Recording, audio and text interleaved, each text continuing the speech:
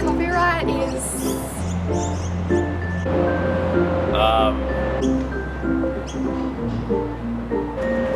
Copyright is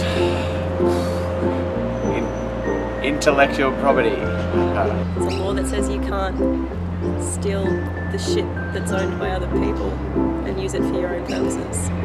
That would be when you've got ownership over some intellectual property. Is there some sort of agency that's set up to deal with it? Some sort of I have no clue, I suppose. Well, you'd have to go through like an organisation or something. I think you have to contact them and ask, and then reference it.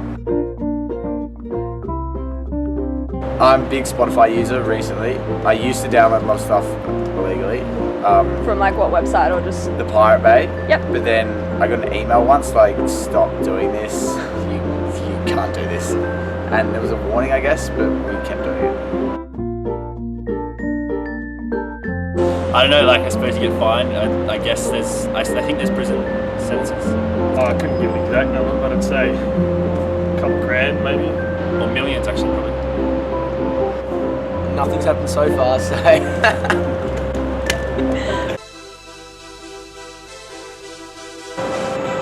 This is Sandstorm.